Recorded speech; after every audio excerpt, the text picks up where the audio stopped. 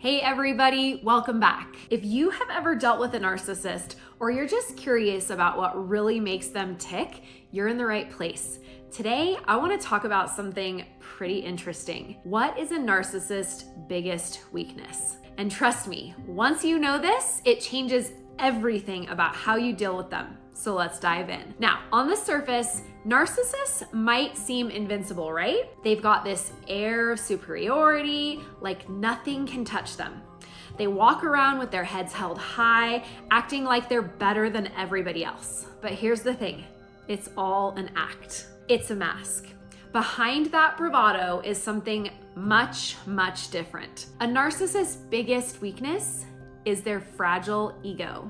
I know, it sounds simple, but stay with me here. Narcissists need to feel important. They need constant praise, admiration, and most importantly, control. You likely already know this because a narcissist might be controlling your life right now too. Their entire identity is built on this shaky foundation of needing to be seen as superior. And that's because deep down, they have serious insecurities. Imagine it like this. You know when you're building a sandcastle at the beach, or maybe you've seen one been built before, and it looks awesome. It's really tall, it's detailed, almost perfect. But then a little wave comes in, whoosh, and just like that, the whole thing starts crumbling. That's the narcissist's ego. It may look strong and indestructible, but it's incredibly fragile. Just one wave of criticism, one little challenge to their superiority, and boom, they're crumbling inside. But here's the tricky part.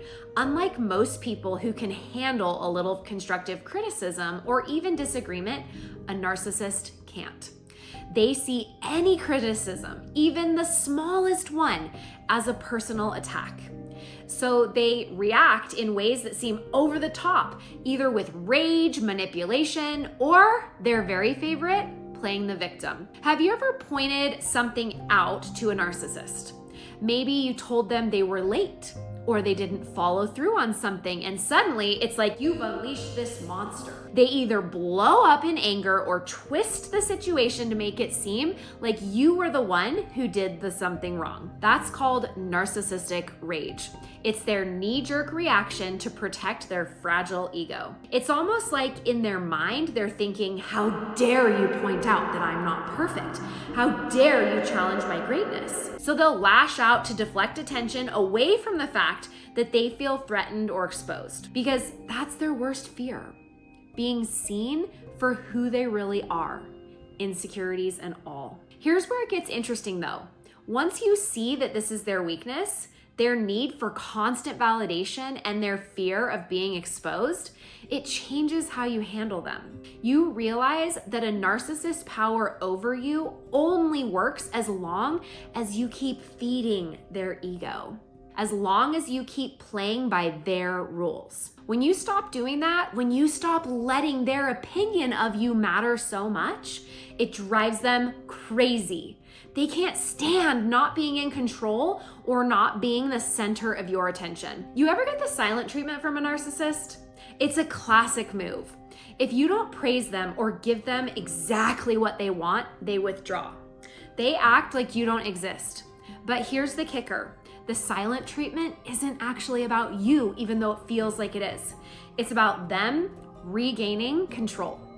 They think, if I withhold my attention, you'll come crawling back, desperate to make things right. It's just another way of controlling the narrative and protecting their fragile, fragile ego. But what if you didn't play along? What if instead of bending over backwards to make peace, you just stayed calm and unbothered? That right there, not giving them the validation they crave, is one of the best ways to deal with a narcissist. Because again, their ego is so fragile. They need to feel in control or they start spiraling. It's not about fighting back or trying to expose them, because that will actually feed them. And let's be honest, that usually doesn't end well anyway. But more about understanding their weaknesses so you can protect yourself. It's like knowing their playbook.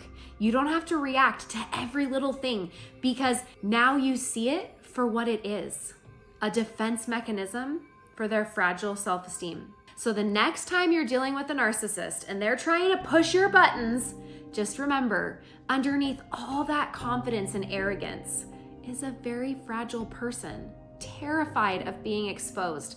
And that's their biggest weakness. It doesn't mean you can change them either. Spoiler alert, you can't. Anyone can change, but a narcissist won't change. It means you can take your power back though, by not playing into their hands.